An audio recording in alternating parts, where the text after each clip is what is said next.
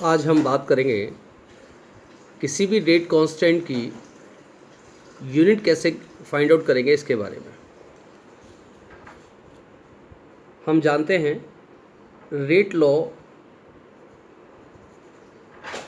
इस तरीके से आप एक्सप्रेस कर सकते हैं, rate is equal to K into concentration of reactant raise by power N.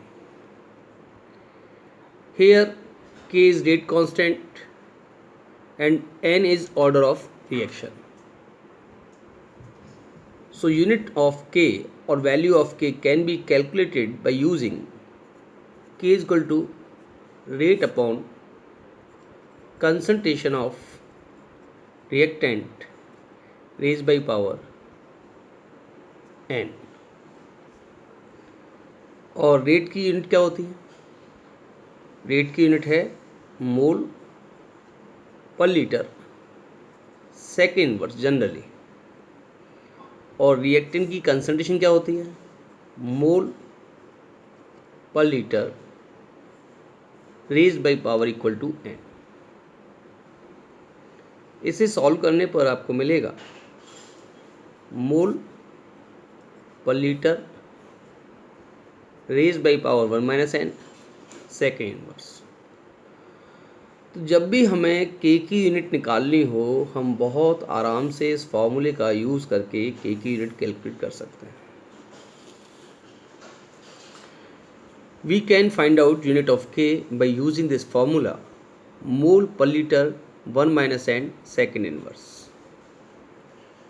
For example, अगर कोई ज़ीरो ऑर्डर की रिएक्शन है और हमसे कहा जाए कि ज़ीरो ऑर्डर की रिएक्शन के लिए के की यूनिट बताइए, तो इस फॉर्मूले में हम एन की वैल्यू 0 पुट कर देंगे और उस केस में यूनिट के की क्या बन जाएगी? मोल पर लीटर सेकेंड इनवर्स। और ये ही रेट ऑफ रिएक्शन की यूनिट होती है। तो यहाँ पर हम ये कहेंगे कि ज़ीरो ऑर्डर रिएक्शन के लिए रेट कांस्टेंट और रेट ऑफ रिएक्शन की यूनिट सेम होती है। ऐसे ही अगर हम ये कहें कि एन की वैल्यू 1 है, यानी कि फर्स्ट ऑर्डर रिएक्शन के लिए रेट कांस्टेंट की यूनिट क्या होगी? तो सिंपल बात है, यहाँ पर आप एन की वैल्यू 1 पुट करेंगे तो 1 माइनस 1 0 हो जाएगा, तो मोल पर लीटर की पावर 0 आएगी, तो ये 1 के इक्वल हो जाएगा और यूनिट बन जाएगी हमारी second inverse which is equal to frequency, which is equal to unit of frequency. तो फर्स्ट ऑर्डर रिएक्शन के लिए जो के की यूनिट आती है वो आती है सेकेंड इनवर्स या टाइम इनवर्स, कुछ भी हो सकता है। आप मिनट इनवर्स भी कर सकते हैं, अगर आप यहाँ मिनट करेंगे तो आवर इनवर्स भी कर सकते हैं, यहाँ आवर करेंगे तो इस तरीके से। अगर n की वैल्यू 2 है तो फिर n की वैल्यू 2 रखने पर यहाँ पर 1 माइनस 2 माइनस 1 हो जाएगा और लीटर पर जब माइनस 1 आएगा लीटर को ऊपर लेके जाएंगे तो पॉजिटिव हो जाएगा, तो litre mole inverse second inverse. इस तरीके से हम बहुत आराम से के की यूनिट अलग अलग केस में फाइंड आउट कर सकते हैं। ऐसे ही अगर हमसे पूछा जाए कि calculate unit of K when value of N is half, minus half, 3/2, minus 3/2, उन सारे केसेस में भी हम के की यूनिट फाइंड आउट कर सकते हैं। आपको एन की वैल्यू हाफ रखनी होगी, आपको एन की वैल्यू हाफ रखेंगे तो यूनिट आ जाएगी। जैसे कि अगर हाफ ऑर्डर रिएक्शन है तो फिर के की यूनिट क्या आनी चाहिए? हाफ ऑर्डर है तो एन की वैल्यू हमने हाफ कर दी, तो mole half litre minus half second inverse. इस तरीके से हम अलग अलग ऑर्डर की रिएक्शन के लिए रेट कांस्टेंट की यूनिट फाइंड आउट कर सकते हैं। ये बहुत ही बेसिक चीज़ है। और ये भी ध्यान देने की बात है कि अगर आपको कोई न्यूमेरिकल गिवन है और उसमें रेट कांस्टेंट विद यूनिट दे रखा है, तो फिर यूनिट देखकर ही हमें डिसाइड कर सकते हैं रिएक्शन का ऑर्डर क्या है। हमें कोई भी कैलकुलेशन करने की ज़रूरत नहीं पड़ती। कई बार सिंपली बहुत सारे डेटा देता है, उसमें के की वैल्यू भी होती है और के की यूनिट देखकर ही आप ये बता सकते हैं कि इसका ऑर्डर क्या है। अब हम कुछ रिएक्शंस के ऑर्डर डिस्कस करेंगे कि अगर हमें कोई रिएक्शन दे दी जाए बिना किसी डेटा के, कुछ मैकेनिज्म के साथ, कुछ स्टेप्स के साथ, तो हम ऑर्डर कैसे बताएंगे? To predict order of reaction. सबसे सिंपल जो रिएक्शन है, जैसे 2A कन्वर्टिंग इनटू B+C,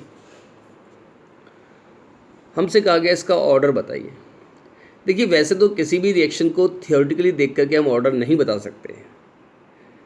अगर उसमें ये ऑप्शन ना हो कि ऑर्डर कांट बी प्रिडिक्टेड, और ऑप्शन दे रखा है 1 2 3 जो भी है, तो दो बातें हो सकती हैं। या तो रिएक्शन आपकी पढ़ी हुई है और आपको ऑर्डर मालूम है, अदरवाइज सिंपल स्टोइकोमेट्रिक कॉफिशिएंट के अकॉर्डिंग, या अगर रिएक्शन एलिमेंट्री है तो एलिमेंट्री रिएक्शन के लिए जो उसकी स्टोइकोमेट्री है, जो रिएक्टेंट का स्टोइकोमेट्रिक कॉफिशिएंट है, वही उसका ऑर्डर है। याद रखेंगे, अगर कोई एलिमेंट्री रिएक्शन गिवन है इस तरीके से और हमसे कहा जाए इसका ऑर्डर बताइए, तो रिएक्टेंट का जो स्टोइकोमेट्रिक कॉफिशिएंट है वही ऑर्डर है। यानी कि इस रिएक्शन के लिए रेट लॉ जब आप लिखेंगे तो R=K concentration of A square, that is rate law. इसलिए इस रिएक्शन के लिए हम कहेंगे ऑर्डर की वैल्यू कितनी हो गई? 2। तो मैं फिर से बता रहा हूँ कि अगर हमें कोई एलिमेंट्री रिएक्शन गिवन है तो हम बिना कुछ किए सिंपली उसके रिएक्टेंट के स्टोइकोमेट्रिक कॉफिशिएंट को ही ऑर्डर की तरह यूज़ कर लेंगे। ठीक है।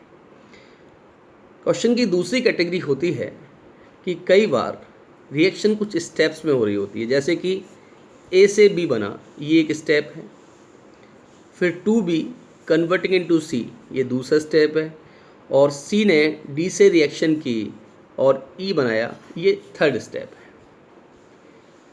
और यहाँ पर आपको रिएक्शन में लिखा हुआ मिलेगा कि ये एक फास्ट स्टेप है, ये एक स्लो स्टेप है और ये एक फास्ट स्टेप है। ये रिएक्शन 3 स्टेप में हो रही है और इस रिएक्शन में हमें बताना है ऑर्डर ऑफ रिएक्शन क्या है। तो सबसे पहले हमें जानना चाहिए कि ये एक कॉम्प्लेक्स रिएक्शन है, क्योंकि इसमें एलिमेंट्री रिएक्शन के 3 स्टेप हैं। अब यहाँ पर हम कौन से स्टेप को चूज़ करें ऑर्डर बताने के लिए? तो याद रखिए, हर रिएक्शन में एक स्लो स्टेप होता है। जैसे कि यहाँ पर जो सेकंड स्टेप है वो स्लो स्टेप है। इस स्लो स्टेप को हम कहते हैं RDS। बच्चों, RDS बहुत इम्पोर्टेंट कंसेप्ट है। RDS का मतलब होता है रेट डिटरमाइनिंग स्टेप, यानी कि जो सबसे स्लो स्टेप होता है उसे हम रेट डिटरमाइनिंग स्टेप कहते हैं। और किसी भी रिएक्शन को अगर आप फास्ट करना चाहते हैं, किसी की स्पीड बढ़ाना चाहते हैं, तो कौन से स्टेप पर वो डिपेंड करती है? स्लो स्टेप पर, क्योंकि हम इसे ही तेज़ कर सकते हैं, बाकी दो तो ऑलरेडी फास्ट हैं। इसलिए रेट ऑफ रिएक्शन इस स्टेप पे डिपेंड करती है, इसे कहते हैं RDS। सब याद रखिए, किसी भी रिएक्शन में सबसे स्लो स्टेप ही RDS है और रिएक्शन की जो रेट है वो उस स्टेप पर ही डिपेंड करती है। इसलिए इन तीनों में सबसे इम्पोर्टेंट स्टेप हमारा RDS हुआ। और हमें ये देखना होगा कि RDS में रिएक्टेंट के कितने मॉलिक्यूल पार्टिसिपेट कर रहे हैं। डेफिनेटली आप देख सकते हैं यहाँ पर 2 मॉलिक्यूल पार्टिसिपेट कर रहे हैं। तो यहाँ पर हम कहेंगे कि जो रेट है that is K concentration of B raised by power 2। यानी कि इस रिएक्शन की रेट, गौर करने की बात है, ना A पे डिपेंड करती है, ना C पर, ना E पर, किसी पे नहीं, केवल B पे डिपेंड करती है और B के स्क्वायर पे डिपेंड करती है। तो ये इसका रेट लॉ हुआ। तो यहाँ पर अगर पूछा जाए कि रिएक्शन का ऑर्डर क्या हुआ, तो बहुत आराम से हम बता देंगे रिएक्शन का ऑर्डर 2 है। तो ये बात जो फर्स्ट स्टेप में हमने बताया कि अगर कोई सिंपल एलिमेंट्री रिएक्शन है तो कुछ नहीं करना है, जो भी रिएक्टेंट आपको गिवन है उसका स्टोइकोमेट्रिक कॉफिशिएंट ही उसका ऑर्डर है। और अगर एक से ज़्यादा होते तो उनको हम ऐड कर देते, जैसे कि मॉलिक्यूलिटी निकालते हैं ना, उसी तरीके से ऑर्डर भी यहाँ निकल जाएगा। लेकिन अगर रिएक्शन एक से ज़्यादा स्टेप में हो रही है तो उसमें कुछ स्टेप फास्ट होंगे, एक स्टेप स्लो होगा। जो स्लो स्टेप है उसे हम RDS कहते हैं और RDS में जितने मॉलिक्यूल रिएक्शन में पार्टिसिपेट कर रहे हैं वो ही रिएक्शन का ऑर्डर होता है। और अगर हम थर्ड कैटेगरी, जो कि बहुत ही इंपॉर्टेंट है, बार बार एग्जाम में पूछी गई है, कि अगर किसी रिएक्शन में कोई रिवर्सिबल स्टेप भी हो, कॉम्प्लेक्स रिएक्शन है और रिवर्सिबल स्टेप भी है, जैसे कि एक एग्जांपल लेते हैं हम, 2A कन्वर्टिंग इनटू A2, ये स्टेप दिया, और A2 plus B converting into C, और आपको दिया C plus D converting into E। और साहब ये स्टेप स्लो है और ये वाला स्टेप फास्ट है, और ये पूछा गया कि यहाँ पर आप ऑर्डर बताइए रिएक्शन का। अब ये थोड़ी सी, ये कहिए कि इसमें आपको इक्विलिब्रियम आना चाहिए, 11th वाला इक्विलिब्रियम की नॉलेज ज़रूरी है। इस रिएक्शन को अगर हम ध्यान से देखें तो ये जो A2 यहाँ काम में आ रहा है, आप देखें A2 रिएक्ट कर रहा है B के साथ, तो ये A2 B के साथ रिएक्ट भी कर रहा है और इससे ऊपर वाले स्टेप में A2 बन भी रहा है, यानी कि A2 कंज्यूम भी हो रहा है और A2 फॉर्म भी हो रहा है। तो इसका मतलब है हमें A2 की एक्चुअल कंसंट्रेशन चाहिए, क्योंकि ये वेरिएबल है, ये चेंज हो रही है, यहाँ पर बन रहा है, पीछे भी कंज्यूम हो रहा है, यहाँ भी कंज्यूम हो रहा है। तो एक लाइन याद रखिए आप कि अगर किसी RDS का कोई रिएक्टेंट किसी रिवर्सिबल स्टेप से मिल रहा हो, बात सुनिएगा, अगर किसी RDS का कोई रिएक्टेंट, जैसे ये RDS है, इसका रिएक्टेंट कौन है, A2, और ये हमें रिवर्सिबल स्टेप से मिल रहा है, तो फिर उसकी कंसंट्रेशन इक्विलिब्रियम कांस्टेंट से निकालते हैं। जैसे कि मैंने ये RDS चूज़ कर लिया, तो एक जो हमने अब तक सीखा उसके अकॉर्डिंग R इक्वल टू के concentration of A2 and concentration of B, ये हमने इससे पहले वाले रिएक्शन में सीख लिया था कि रेट ऑफ रिएक्शंस पे डिपेंड करती है। मगर यहाँ पर A2 जो है वो रिवर्सिबल स्टेप से मिल रहा है, यानी कि जो A2 बना है वो पीछे भी कंज्यूम हो रहा है, तो हमें इस A2 की एक्चुअल कंसंट्रेशन निकालनी पड़ेगी। तो हमने क्या किया, फर्स्ट वाली रिएक्शन जो कि रिवर्सिबल रिएक्शन है उसका इक्विलिब्रियम कांस्टेंट निकाल लिया, के इक्विलिब्रियम कंसंट्रेशन ऑफ A2 हम जानते हैं प्रोडक्ट अपॉन रिएक्टेंट होता है K2 upon concentration of A square. तो ये ऊपर वाली स्टेप के लिए, जो रिवर्सिबल स्टेप है उसके लिए ये वैल्यू आ गई। अब हम क्या कर सकते हैं, इसी के पैरेलल यही बात कर लेते हैं इसके बारे में। हमने क्या किया, 2A प्लस A2 जो रिवर्सिबल स्टेप है इसका इक्विलिब्रियम कांस्टेंट निकाल लिया। अब इस स्टेप से अगर हम A2 की कंसंट्रेशन निकालना चाहें तो बहुत आसान है, A2 की कंसंट्रेशन आएगी के equilibrium into concentration of A square, A equilibrium concentration of A square, that is value of concentration of A2। और अभी अभी हमने कहा था R इज इक्वल टू के A2 इंटू B, तो अगर हम ये वैल्यू यहाँ पुट कर दें तो कोई दिक्कत, बिल्कुल दिक्कत नहीं होनी चाहिए। तो हम क्या करेंगे, R इज इक्वल टू के, और A2 की वैल्यू क्या है, के इक्विलिब्रियम A का स्क्वायर इंटू B। तो इस केस में हम ये कहेंगे कि ये भी कांस्टेंट और ये भी कांस्टेंट है, इन दोनों को मिला के एक नया कांस्टेंट बन गया, और ये कह दिया हमने A स्क्वायर इंटू B। और यहाँ पर ये हमारा रेट लॉ मिल गया, जिसमें हम देख सकते हैं ऑर्डर कितना आया है, ऑर्डर की वैल्यू है यहाँ 3। तो बहुत ही इंपॉर्टेंट बात है कि हमें RDS को देख के लग रहा था कि रेट ऑफ रिएक्शन A2 और B पे डिपेंड करती है, मगर गौर करने की बात है कि रेट ऑफ रिएक्शन A2 पर डिपेंड ही नहीं कर रही। जो रेट लॉ आया उसमें A2 है ही नहीं, उसमें A स्क्वायर है, यानी कि A2 की कंसंट्रेशन इंक्रीज करने पर रेट ऑफ रिएक्शन पे कोई फ़र्क नहीं पड़ेगा। अगर हम A की कंसंट्रेशन चेंज करेंगे तो रेट ऑफ रिएक्शन पे इफेक्ट आएगा। तो यहाँ पर ये बहुत ही अच्छा क्वेश्चन है। ऐसे ही एक और क्वेश्चन है जो कि काफ़ी बार एग्जाम में पूछा गया है, इम्पोर्टेंट क्वेश्चन है। O3 is converting into O2 plus O, and O plus O3 is converting into 2O2। ऊपर वाला स्टेप फास्ट स्टेप है और ये स्टेप स्लो स्टेप है और RDS पूछा गया।